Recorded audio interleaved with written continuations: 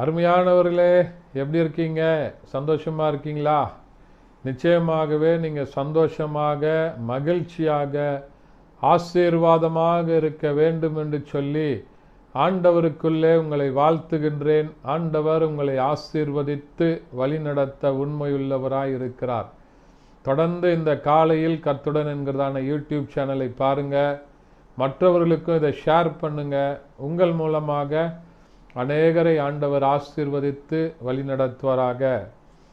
இந்த நாளின் தியானத்திற்கென்று சொல்லி நாம் தெரிந்து கொள்ளப்பட்ட வேத பகுதி 2 தீமோத்தேயு 2ஆம் அதிகாரம் அதனுடைய 16வது வசனம் இப்படியாய் சொல்லுகிறது: சீர்கேடான வீண் பேச்சுகளுக்கு விலகியிரு, அவர்களால் அதிக அவபக்தி உள்ளவர்கள் ஆவாய் என்று சொல்லி தீமோத்தேயுவுக்கு பரிசுத்த பவுல் சொல்லுகிற ஒரு நல்ல புத்திமதியை பார்க்கிறோம். நல்ல ஆலோசனையை சொல்லுகிறார். ஆவிக்குரிய தகப்பனாகிய பவுல் தீமோத்தேயு பார்த்து சொல்லுகிறார், சீர்கேடான வீண் பேச்சுகளுக்கு விலகியிரு, அது உன்னுடைய வாழ்க்கையில் அவபக்தியை உண்டாக்கிடும் அப்படின்னு சொல்லி ஆண்டவர் சொல்லுகிறார். அப்போ சீர்கேடான வீண் பேச்சுகள் எங்கெல்லாம் வருகிறதோ அதை நம்ம ஆவியில் உணர்ந்து அந்த இடத்துல இருந்து உடனே விலகணும்னு சொல்லி ஆண்டவர் சொல்லுகிறார்.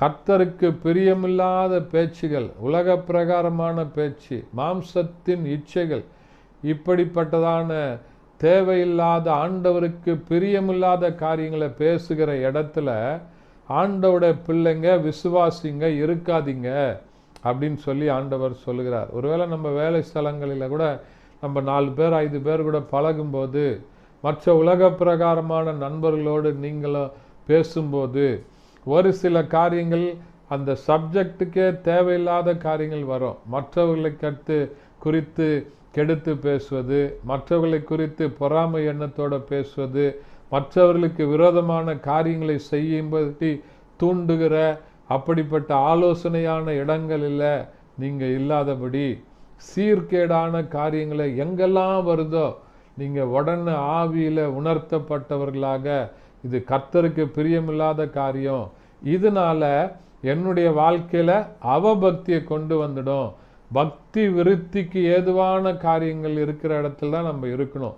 அவபக்தியான காரியங்கள் என்று சொன்னால் அதனால என்னுடைய பரிசுத்தமான வாழ்க்கை பாதிக்கப்படும். சீர்கேடான காரியங்கள் இருக்கிற இடத்துல நம்ம இருந்தோம்னா நம்முடைய ஜெப வாழ்க்கை பாதிக்கப்படும், ஆவிக்குரிய வாழ்க்கை பாதிக்கப்படும்.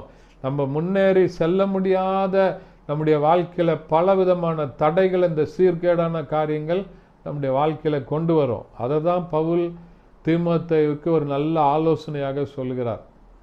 இந்த வசனத்தை, இந்த செய்தியை பார்க்கிற உங்களுக்கு ஆலோசனையாக ஆண்டவர் சொல்லுகிறார். சீர்கேடான வீண் பேச்சுகளுக்கு விலக்கி இருங்க, அப்பொழுது நீங்கள் அவபக்தியான காரியங்களுக்கு தப்பித்து இருக்க முடியும் என்று சொல்லி சொல்லுகிறார். ஆகையினால் இந்த வசனத்தை விசுவாசிங்க. ஆண்டவர் உங்களோடு கூட இருந்து பெரிய காரியங்களை செய்வாராக. ஜெபிக்கலாமா? பரிசுத்த பிதாவே, மை துதிக்கிறோம், மை ஸ்தோத்தரிக்கிறோம், உடைய நாமத்தை மையப்படுத்துகிறப்பா. இந்த வசனத்தை கேட்கிற ஒவ்வொரு பிள்ளைகளோடு கூட ஆண்டவர் இடைபடுவீராக, உடைய நாமத்தை மையப்படுத்துவீராக. சீர்கேடான வீண் பேச்சுகளுக்கு விலக்கி இருக்க உதவி செய்வீராக. இயேசுவின் நாமத்தில் பிதாவே, ஆமென். Thank you. God bless you.